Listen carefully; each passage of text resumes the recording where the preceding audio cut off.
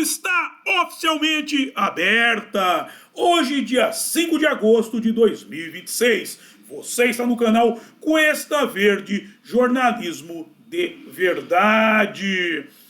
Você gostaria de ter um bar? Sim, de ser o dono de um boteco? Ou para você que já é do ramo, apenas mudar de endereço?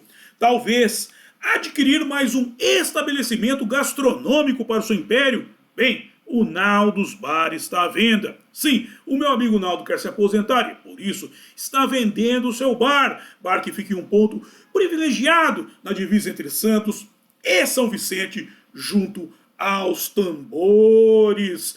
Com um detalhe, por se tratar de um estabelecimento tradicional, você estará adquirindo mais do que um bar. Estará adquirindo uma história. Logo, entre em contato com o Cuesta que eu faço o meio de campo entre você e o Naldo, ou vá diretamente lá, sendo que o contato do Cuesta e o endereço do Naldo's Bar estão na descrição. Sim, gente, vamos empreender, vamos ganhar dinheiro e o melhor, transformar dinheiro em mais dinheiro, sim, transformar riqueza em mais riqueza. Isso se chama prosperidade, ok? Dito isso, livro de oração em mãos.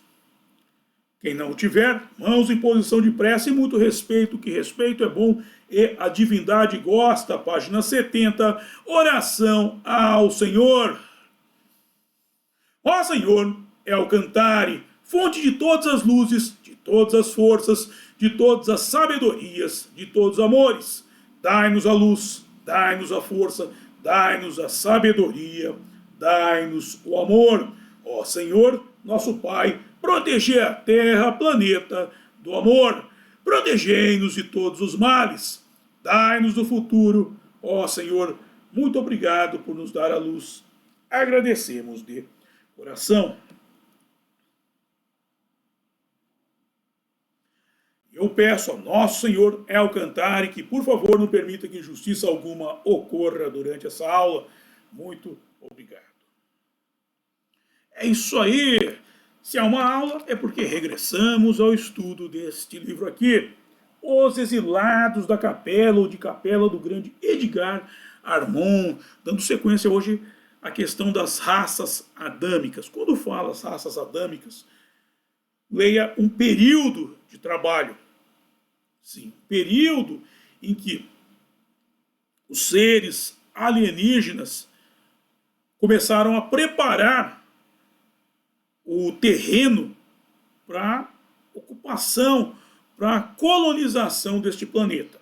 A gente tem que entender o seguinte: a Terra é o planeta mais confortável deste multiverso e de muitos outros. Por isso, seres, entidades de todos os tipos vêm para cá e disputam o território à tapa. Contudo, eles chegaram aqui e viram que, embora o planeta fosse bom, planeta do amor, como diz a Rap Science, ele não era tão amistoso assim para a sua forma, para a sua biologia. Então precisamos criar um veículo adequado. E é aí que nasce a questão das raças adâmicas, o período em que eles conversaram entre eles e descobriram que a melhor forma era a forma que se aproximava do corpo de Deus.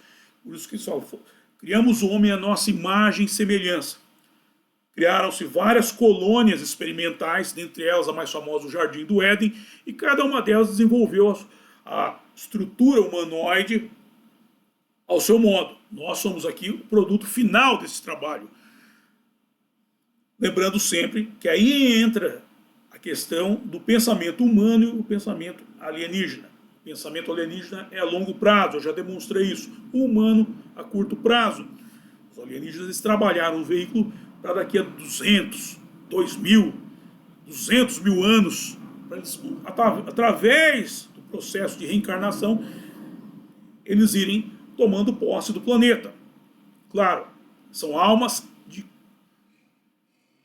cunho alienígena. Nós, que também tem alguns alienígenas entre nós somos almas que foram criadas especificamente para esse planeta. Isso é uma diferença do pensamento humano e alienígena. Os humanos, nós precisamos tomar conta do nosso planeta. O planeta é nosso, não é deles. Eles vieram para cá para colonizar, ajudaram bastante, mas nós não podemos continuar como escravos deles. Por isso você vê que cada povo tem a sua história da criação. A linha hebraico, judaico, cristã e islâmica segue a questão do Jardim do Éden.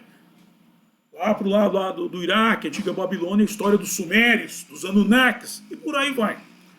Mas vamos ao texto de hoje e conversaremos mais na sequência, ok? De volta ao livro A Caminho da Luz, nele, Emmanuel, seu autor, por meio de Chico Xavier, escreveu o quê? As raças adâmicas, lembrando sempre, adâmica é do período adâmico, em que essas raças foram sendo desenvolvidas para chegar no produto final, ok? Claro, muitas delas, como vocês vão ver aqui, já vinham com almas alienígenas. Eles prepararam o terreno para eles e também para nós. As raças adâmicas guardavam vaga lembrança de sua vida pregressa, tecendo o hino sagrado das reminiscências. Aqui quando ele fala é o quê? As memórias passadas, a vocação dessas almas aqui. Por isso que tem gente que nasce para ser médico, outro nasce para ser bombeiro, outro nasce para ser lixeiro, por aí vai. Ademais da obra Doutrina Secreta, volume 2, a Madame Blavatsky, seu autor, escreveu que antes de passarmos para a antropogênese das raças pré-históricas, pode ser útil entrarmos em um acordo sobre os nomes a serem dados aos continentes nos quais as 4 grandes raças que precederam a nossa raça adâmica nasceram, viveram e morreram. Sim, eles começaram a separar aqui os continentes. Cada continente tem um nome específico. O próprio nome do Brasil, como estou falando do Brasil, aliás, o continente inteiro poderia se chamar Brasil. É muito controverso. Eu só quero dar um adendo aqui para vocês entenderem que, por exemplo, na escola a gente aprende, eles vieram aqui e deram o nome de Brasil porque tinha uma madeira que chamava pau-brasil. E essa madeira era de uma cor avermelhada que eles tingiam a roupa para ficar com cor de brasa. Peraí, o nome Brasil vem de brasa, da cor que parecia brasa, ou já era um nome dos nativos aqui? Eles não sabem. Eles ensinam um monte de besteira, eles não sabem. Tem correntes que dizem que o nome Brasil seria de Brasil, seria uma adaptação hebraica de alguns termos deles que eles utilizaram. Os hebreus tiveram aqui, teriam colonizado somente o norte do Brasil e tiveram que criar esse nome Brasil, que teria algum significado para eles. Precisaria pegar a língua hebraica para ver onde que vem isso, mas é uma das teorias. No meio do oceano você tinha a ilha de Rai Brasil, também tinha esse nome. Uma ilha chamada Rai Brasil, mas tinha pau Brasil na ilha? Não, aquela ilha que sumiu. Então, os nomes são muito controversos. América. Todo mundo fala, deram o nome de continente americano para o Américo Vespúcio. Não tem nada de Américo Vespúcio. O nome, na verdade, é de Amero, que é a terra do Monte Mero, que se localizaria nos Estados Unidos. Então, eles inventam as histórias aí que não faz sentido. Mas foi Colombo que descobriu, só deram o nome de Colômbia para um país e deram o nome inteiro para o Américo Vespúcio, que não era nem o chefe da expedição. Então você vê que a conversa é tão fiada que não casa. Eles ensinam isso nas escolas. Eu aprendi essa bosta aí. Eu aprendi. E hoje eu sei que eu fui enganado. Aquela música do Camisa de Vênus. Eu acho que eu fui enganado. Não acho, não, eu tenho certeza. Vamos lá. E seus nomes arcaicos e esotéricos eram muitos e variavam de acordo com a língua da nacionalidade que os mencionava em seus anais e escrituras. Por exemplo, você pega o hebraico. O hebraico é uma língua alienígena. Todas essas línguas que antecedem a língua hebraica, a própria língua latina, essas línguas anglo-saxãs, quanto mais para trás você vai, o próprio chinês, língua chinesa, são línguas alienígenas, com os quais eles começaram a se comunicar por aqui. Entra até o conceito da Torre de Babel, Deus derrubou a torre. Na verdade, a Torre de Babel é uma coisa conceitual. Existiu a Torre de Babel, existiu, mas as línguas se separaram, por quê? Lá já existia a questão do governo global. O governo global já existia lá. Existia uma língua oficial para você trabalhar na torre. A partir do momento que a torre foi derrubada, você não tinha mais necessidade dessa língua oficial. Cada um podia voltar à sua língua nativa. Ok? Os Puranas, os textos sagrados do hinduísmo, por um lado, e as escrituras judaicas, por outro, baseiam-se no mesmo esquema de evolução que, lido esotericamente expresso em linguagem moderna, revelar-se-ia tão científico quanto muito do que hoje passa por ser a palavra final das descobertas recentes. Sim, por incrível que pareça, isso é um negócio que eu estou estudando, está até nesse livro aqui. Ó. Estou lendo este livro aqui finalmente. Consegui adquiri-lo. O Caibalion, de William Walker Atkinson, que usou o alcunha dos três iniciados, que é, no caso, Hermes Trismegistus, os três cargos de Hermes, rei, sacerdote e médico. Os três cargos seriam 3 pontos de iniciação. Se tínhamos 3 iniciados, nesse livro trata-se muito disso, que a ciência, o pensamento moderno, acabou, parece que ele volta no tempo e reencontra e confirma tudo que já se sabia no passado. Por quê? Porque a história é cíclica. Ok, gente? Vamos lá. Os Puranas, os textos sagrados do hinduísmo, por um lado, e as escrituras judaicas, por outro, baseiam-se no mesmo esquema de evolução que, lido esotericamente expresso em linguagem moderna, revelar-se-ia tão científico quanto muito do que hoje passa por ser a palavra final das descobertas recentes. Ora que a única diferença entre os dois esquemas é que os Puranas, dando tanto ou talvez mais atenção às causas do que aos efeitos, as causas, o que vem antes do que aos efeitos, aludem aos períodos pré-cósmicos e pré-genéticos, mais do que os da chamada criação, ao passo que a Bíblia, dizendo apenas poucas palavras sobre o período anterior, mergulha imediatamente na gênese material e, quase ressaltando as raças pré-adâmicas, prossegue com suas alegorias a respeito da quinta raça. Nota, a quinta raça é a nossa, a ariana. Nós somos os arianos. A raça, o máximo da evolução. Quando o Hitler falava da busca da raça ariana, é o máximo da evolução. Mas eu não vou entrar em questões aqui, só que é mais discussão. Por quê? Porque aí você vai entrar na questão da mistura de sangue, porque dá uma mexida nas raças, isso é verídico, mexe, há uma queda no movimento das raças, depois elas se readaptam e avançam. É importante ter a mistura de sangue, para quê? Para não ter a questão do elo consanguíneo que gera anomalias, por isso que até na Bíblia é proibido o relacionamento entre parentes próximos, pai e filha, mãe e filho, primos. Já viram o que acontece quando o bicho é filho de primo. O negócio é brabo. Mas a questão aqui é isso aí. As culturas mais antigas falam da vida antes da vida e da vida depois da vida. Cultura egípcia, grega e muitas outras.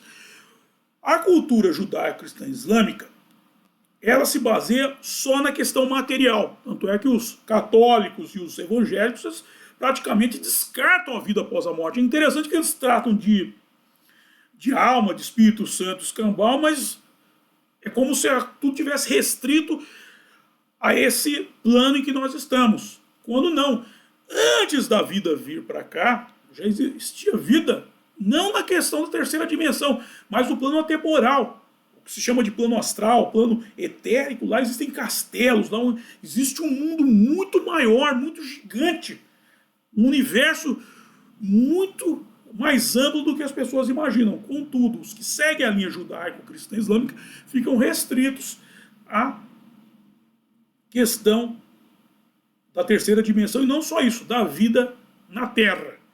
Esse é outro ponto. É um pensamento muito apertado, muito asfixiante.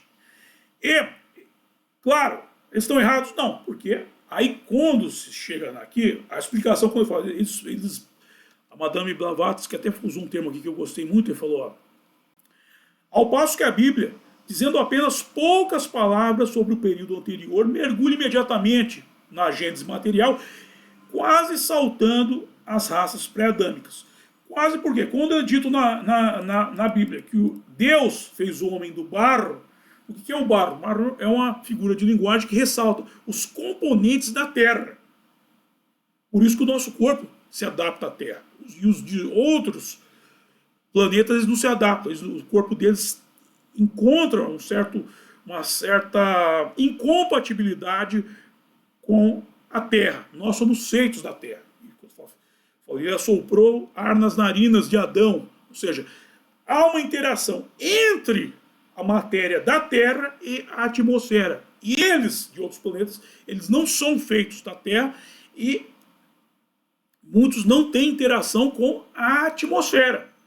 Por isso até eles criam, muitos que vieram de outros planetas, como eu já mostrei, que tem formas de sereia, eles foram para dentro d'água, foram para se isolar da atmosfera da Terra. Eles ficam lá, restritos lá ao mundo submerso deles. Mas vamos às raças. A primeira é a polariana.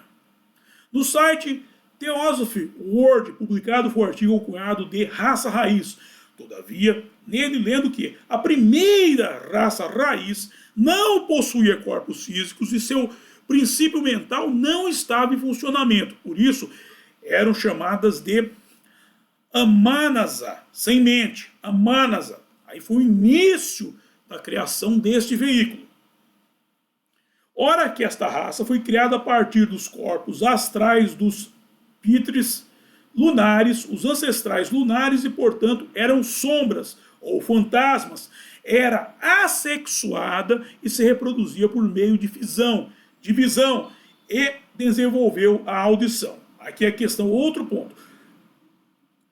Os sentidos, os 5 sentidos, que é o que permite a nossa atuação dentro do plano temporal. Claro, existem os sentidos supranaturais que permitem a nossa comunicação com o plano atemporal. Mas isso aqui é o que são as ferramentas de que nós precisamos no plano temporal, que eles chegaram a essa conclusão, a audição. A segunda raça, a hiperbórea, também não possuía corpo físico. Não tinha corpo físico. Era só uma sombra. Era algo que estava aqui se arrastando pela Terra, estava sendo trabalhada para chegar no corpo ideal. Todavia, se reproduziam por brotamento e desenvolveram o sentido do tato. Ou seja, já podiam tocar nas coisas. Em uma fase posterior, também era chamada de nascidos do suor, porque se reproduziam expelindo um fluido vital. Está vendo a evolução? De uma sombra ele já começa a virar um fluido.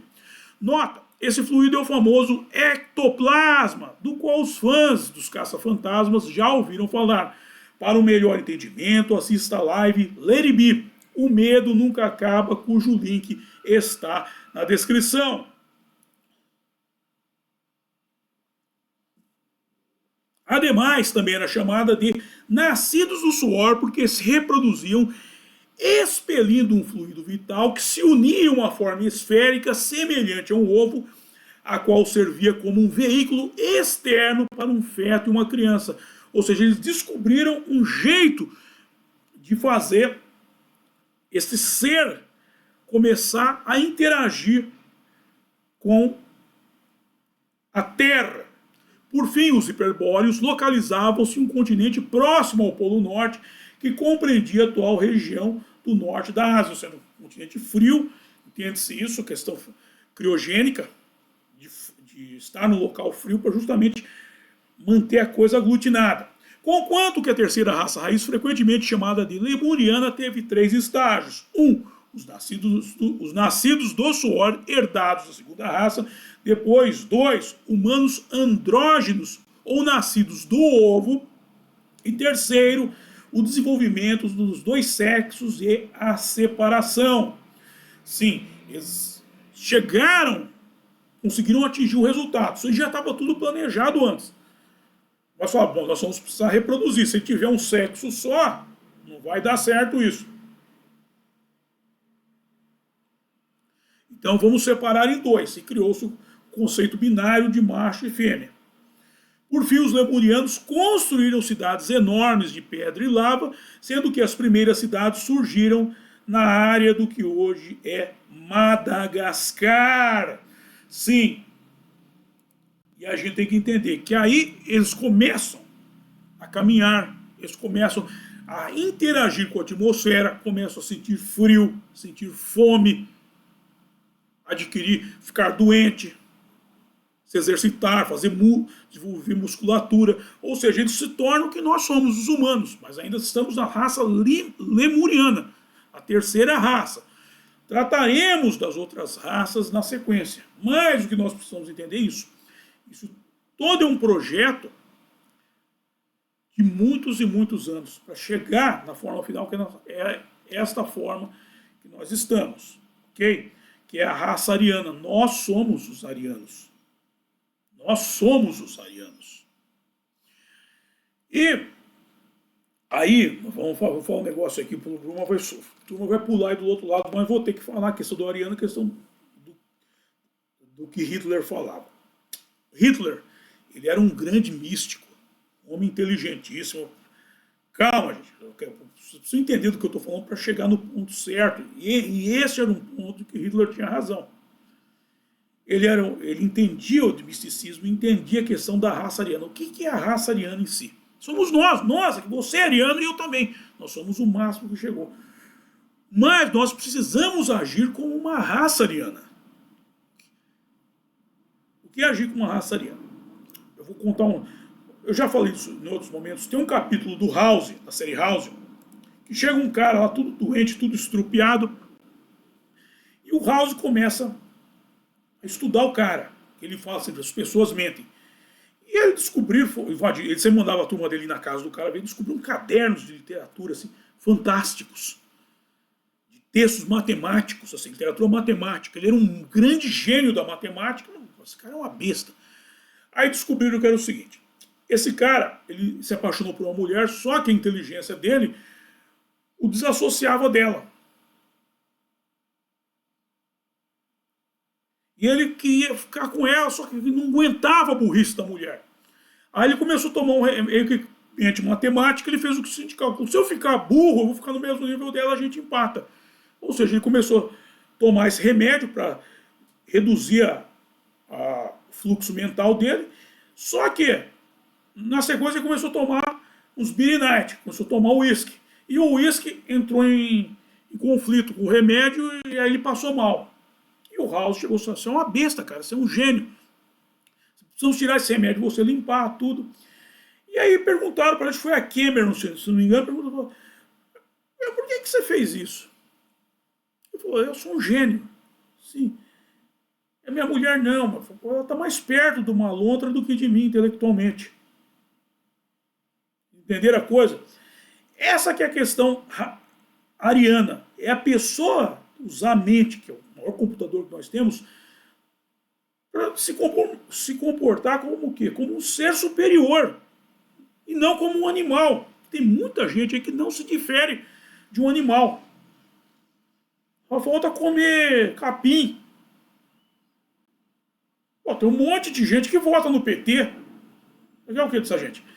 Então, a gente precisa entender isso. Quando o Hitler fala da questão da raça ariana, não é essa questão de seres super-homens, não sei o quê. É a questão seguinte, da pessoa ter uma evolução mental e espiritual ao ponto dela honrar o veículo que ela tem. Essa que é a questão ariana. Nós somos arianos. Eu e você somos realmente a super-raça, porque estamos aqui honrando o veículo que nós temos. Não estamos nos comportando como animais, como macacos ou como lontras. Apesar que, por exemplo, você pega o castor. O castor, ele constrói uma represa. Quantas represas você já construiu na sua vida? Eu também não construí nenhuma, quer dizer, precisamos trabalhar muito mais. Precisamos construir represas. É isso aí. E por aqui eu encerro a aula de hoje e vamos para a hora de passar o chapéu, que é a hora que eu mais gosto. E a hora que vocês mais gostam também, que é a hora em que eu ganho uma graninha. Bem, vamos para a descrição do programa. Nele eu estou disponibilizando os métodos de arrecadação de fundo por via direta e via indireta.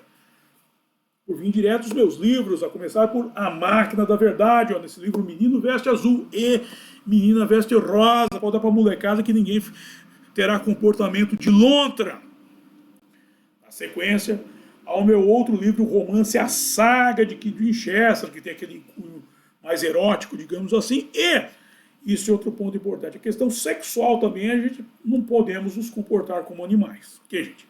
Sexo é bom, sexo é gostoso, mas temos que fazer sexo como seres humanos, como seres arianos. Ok? Sexo binário.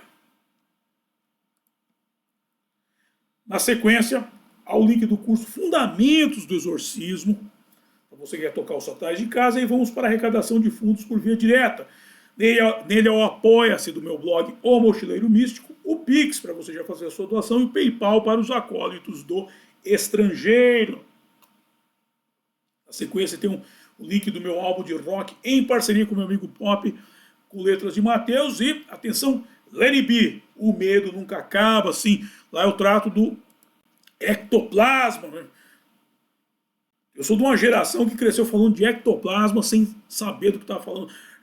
Ectoplasma é aquela gosma do filme. Ectoplasma realmente é uma gosma. Vocês viram para virar um ovo, tá? É um fluido.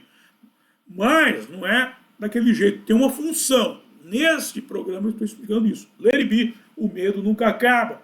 Aí na sequência tem o contato do Cuesta para você pedir suas dúvidas, enviar suas dúvidas, dar sugestões de pauta, pedir o contato do Naldo e os links do grupo do Cuesta no Getter e no WhatsApp, o nosso canal mais estreito de comunicação. E por fim, Naldos Bar, o ponto de encontro dos acólitos. Atenção, Denilson! Denilson, todos os carros, chamando Denilson, todos os carros. Próximo evento, o grande conflito, o culto a Adonis. No sábado, dia 8 de agosto de 2026, às 6 horas da tarde, às 18 horas. No sábado, dia 8 de agosto de 2026, às 18 horas, o grande conflito, o culto a Adonis. Dito isto, quero agradecer a todos vocês que me acompanharam e até a próxima. Bye!